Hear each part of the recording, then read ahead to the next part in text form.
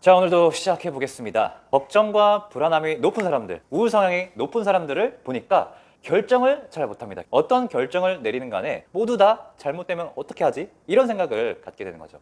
왜 이렇게 우리는 우유부단할까? 이것을 뇌과학 관점에서 풀면 변연계가 전전도피질을 압도하고 있기 때문인데, 우리 배웠죠? 그림 그려볼게요. 자, 이제 외우시겠죠? 이 변연계가 전전도피질과 막 상호작용을 하는데 이 변연계가 압도를 해버린 거예요. 공포감이 몰려오는 거죠. 그래서 불안감이 커지는 겁니다. 자, 변연계는 우리의 원초적인 뇌라고 했어요. 우리의 생존 위협에 대한 비상 신호를 계속 울리는 역할을 하거든요. 근데 갈팡질팡 어디로 갈지 모르겠어. 이때 변연계가 활성화되면서 불안감이 커지는 거거든요. 따라서 결정을 못 내리면 불안감과 우울감이 올라올 수 있다, 이 말입니다. 자, 여기서 정서건강 팁 또 나갑니다. 자, 최선의 결정을 하려고 하지 말고 괜찮을 결정을 내리는 거예요. 완벽한 결정을 내리려고 하지 말고 그냥 좀 괜찮은 결정을 내려보는 거죠. 결정을 내릴 때 우리 두려운 이유가 뭘까요? 자, 첫 번째로 정보가 없기 때문이에요. 이거 하면 잘 될까? 저거 하면 잘 될까? 미지의 세계에 우리가 결정을 하는 거기 때문에 두려운 거거든요. 자, 두 번째로 실패가 너무나 두려운 거예요. 내가 기껏 결정했는데 실패하면 어떡하지? 남들이 봤을 때 실패제로 낙인 찍으면 어떻게 하지? 이런 것들이 계속 두려움으로 커지게 되는 거죠. 그럴 때 뭔가 결정을 하고 실행하는 게 이 뇌과학 측면에서도 훨씬 좋다는 거예요. 처음에는 정말 어려울 수도 있어요. 근데 작은 결정을 내리는 연습부터 한번 해보세요. 점심 메뉴를 고르는 그런 결정부터, 오늘 퇴근해서 뭐 해야 될지 같은 사소한 결정부터 하는 것도 좋으니까 결정을 내리는 연습을 자주 해보시기 바랍니다. 자, 결정을 하는 게 두려운 이유 뭐라 그랬죠? 첫 번째, 정보가 없다. 두 번째, 실패가 두렵다. 두 가지 이유 때문에 결정이 어려운 거고, 결정을 우리가 내리게 되면은 전전두 피질이 긍정적인 방향으로 작동이 됩니다. 그래서 걱정과 불안을 완화시키는 거거든요. 걱정하지 말고 결정을 내리는 연습을 하자. 자, 우리의 근육은 쓰지 않으면 점점 퇴화가 되잖아요. 뇌도 마찬가지래요. 특정한 뇌 영역을 사용하면 강해지고 사용하지 않으면 약해지는 거예요. 우울증이나 불안장애가 있다는 것은 우울증에 빠질 수 있는 뇌회로를 자주 활성화시키고 긍정적으로 할 수 있는 뇌회로를 덜 사용하기 때문인 거예요. 결정을 내리는 행위 자체, 딱 결정을 내렸을 때 우울증을 회복하는데 도움이 되는 뇌회로를 우리는 사용하는 거예요. 그래서 결정하는 게 정서 건강에 매우 중요한 그런 습관입니다. 자, 정서 건강 팁 두 번째 가겠습니다. 완벽한 결정은 없다. 하나씩 해보자. 자, 완벽한 결정이라는 건 없어요. 그리고 거대한 결정이라는 건 없어요. 예를 들어 3개월에 10kg 빼야겠다.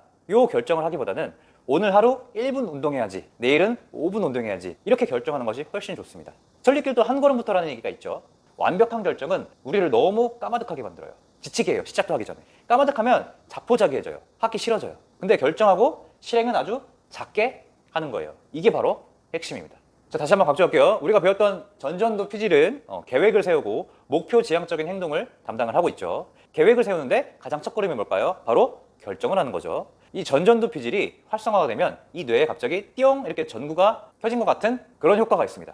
뇌과학 관점에서 설명해 보면 우리는 보고, 듣고, 맛보고, 느끼고 이 모든 감각기관을 담당하는 감각 피질이라는 게 있는데, 시각 피질, 청각 피질 같은 게 우리 뇌 속에 있는 거예요. 이런 감각 피질들을 전전도 피질이 띠용 하고 켜지면 같이 활성화가 되는 거예요. 따라서 무엇에 주의를 기울일지를 판별하게 돼요. 그래서 우리가 결정을 하고 계획을 세우고 목표가 정해지면 전전도 피질이 우리가 느끼는 세계에서 보고, 듣고, 냄새 맡는 방식을 변화시키는 거죠. 쉽게 말해서 운동하기로 우리가 딱 결정을 하잖아요. 그러면 갑자기 헬스장이 눈에 띄는 거예요. 그리고 자동차를 살 계획을 딱 먹잖아요. 그럼 유난히도 바깥에 차량이 계속 눈에 띄는 거예요. 이해를 하셨죠? 자, 그리고 스스로 결정을 내리는 게 굉장히 중요합니다. 남이 결정해준 것을 스스로 내린 결정과 남이 내려준 결정을 비교하는 재미있는 실험이 있었어요. 자, 쥐를 짝지어서 도파민을 분비하는 약을 주입했는데 A 쥐에는 레버를 직접 눌러서 도파민을 주입받을 수 있었고, B 쥐는 A 쥐가 레버를 누를 때까지 기다려야 했어요. 결국 두 쥐는 동시에 동일한 약을 주입을 받았거든요.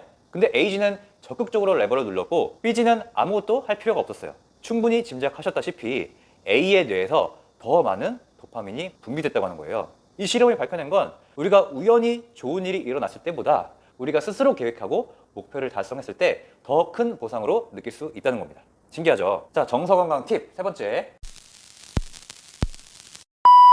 다음 내용이 궁금하다면 습관의 힘어플을 다운받아주세요. 독서, 운동 등 습관 형성을 도와주는 여러 방에 참여해보세요. 감사인증방엔 감사한 일을, 운동인증방엔 운동을 인증해요. 인증 스마일 모으는 재미가 쏠쏠. 습관 형성에 도움이 되는 동영상을 무료로 시청해보세요.